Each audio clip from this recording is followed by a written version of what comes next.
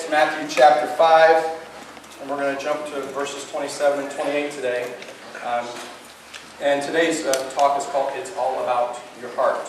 A lot of you know we're in the middle of a study of the Sermon on the Mount, which is Matthew 5, 6, and 7. That's where you'll find that. And we've been started at the beginning, and we've made our way to this point so far this summer. If you are a guest with us here today, I see several of you that are first-timers, at least first time that I've seen you, and I'm glad you're here. And appreciate you stopping by today and spending some time with us. And I hope you find that we're not only friendly here, but this is a place that you could make friends. And we count it a privilege to have you stop by today. How many of you saw the new website? Both of you, cool. Let me show you what it looks like. That's what this is. I'm not a techie person. I don't understand all the technology terms. All I know is this is what we call the landing page. This is if you type up friendscc.com, this is the new landing page. And I'm going to kind of walk you through it. The next one here, and the link is home. Then under the About Friends link is where you'll find an introduction about the church, vision statement, the leadership here, which is the staff as well as our governing board, the affiliations of the Church of God of Anderson, Church of God of Florida. The essentials is our statement of belief, if you will. Okay. The next page is opportunities. These are all the ministry opportunities that exist here. Each one of these is a separate page. The youth has connects to their MySpace page and down the list. And if you're interested in being an adult volunteer here, you can actually go to the volunteer link, and there's a packet you can download that you can turn in. Under Finding Friends is a map and directions on how they can find us. It's an email link, how they can contact us as well. And my favorite page is actually the What to Expect page. It's for people that might be looking for a place. It kind of tells them a little bit about us. And it's kind of a little tongue-in-cheek about who we are. The next page is about the events. This is basically the calendar. The little box in the middle, if you put your mouse over one of those pretty blue or dark blue boxes, it will show you what that event is for the month. And you can also submit an event that you have scheduled, and we'll put it on the calendar. And then under media is all the links to our YouTube and podcasts and all that good stuff. So I appreciate very much Sean's hard work. Diane helped, Mondi helped, and then myself and the four of us worked hard to work together. I'll tell you this, it isn't perfect. Nothing that any of us ever do is perfect. But, and it'll probably change, which I'm sure Sean loves to hear. But it'll probably change at some point. But right now, it's where we're at, and it's really simple. It's easy to use. It's catchy. And if you haven't seen it yet, go ahead and check that out. One of the things you can find on there this coming Wednesday night at 7 o'clock, right here at this very building, there's a parenting workshop, and it's on discipline. Now, this is discipline for your children, not your spouse. So it's being sponsored actually by the Academy. They've brought in this an expert who's going to be sharing, and it's absolutely free of charge. So 2 of you can come for the price of 1.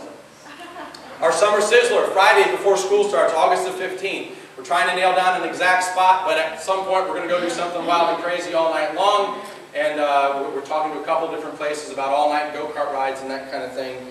And we have some scholarship money that's been given to offset some of the costs, so it'll be relatively inexpensive for you and for your family. We have 2 camping trips that are planned as a part of our church. Our Family Life Ministry is planning one for the weekend in October and one for in the spring. And you can find out more information about that in the Friendformation and also how to register. Some of you might say, what is the Friendformation? I'm glad you asked. It's the next slide. The Friendformation is our electronic newsletter, which goes out basically every Friday morning. You should get that in your email box. If you don't receive it already, send an email either to me or to Jackie, and we'll get you added to the list. And it's a way you can keep up to date with what's going on and plan way far in advance to make your calendar available for the things that you would like to do. Our teaching moment today comes from Matthew 5, 27 and 28. Jesus said, "You have heard that it has been said to you, you must not commit adultery. But I say to you that every man who looks at a woman in such a way as to waken within himself forbidden desire for her has already committed adultery with her in his heart." Well. I'm 45 years old. I've been in church 45 years. And I've never heard a sermon on this section of Scripture. Unless somebody wants to use it to thump somebody over the head. This is a touchy subject. And so what I want you to know is I wanted to avoid this. I really had hoped that the summer would be over before we got to this verse. Okay?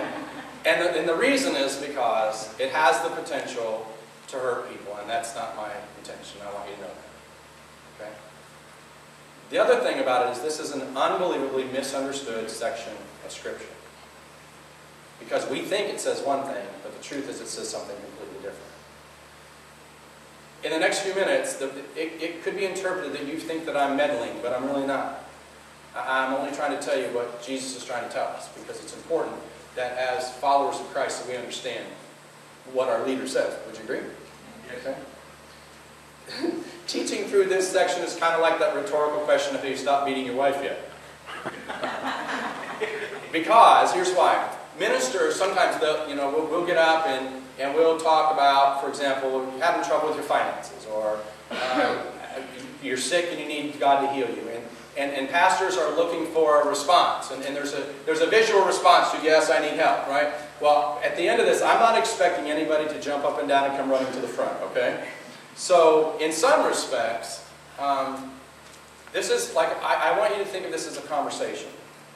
I'm not trying to tell you anything. I'm not trying to tell you what to do. I just want to share with you what this says, okay?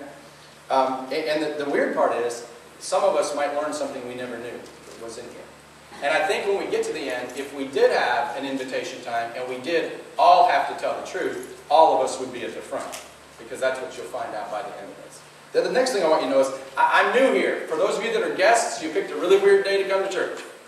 I'm new here. I've only been here for a few months. And so the majority of you, I know very little about your past. So if this particular subject is part of your past, then this is not me trying to single you out, because I don't know any of that. What I do know is that this is it's a hot topic.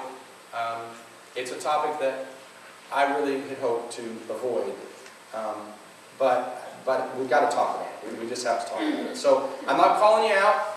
All I want you to know is, whatever truth that you hear today, and whatever feelings you may feel, there's enough love and enough grace available to deal with all your feelings.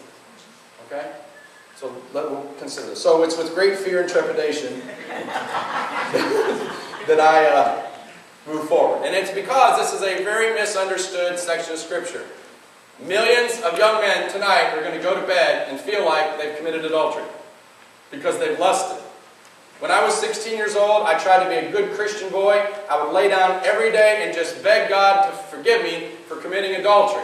Because I had committed adultery with Farrah Fawcett and any number of other celebrities. Because I had lusted.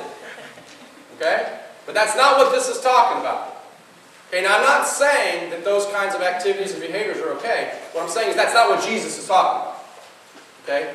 Again, remind you, Jesus is talking all through the Sermon on the Mount about things that could really happen.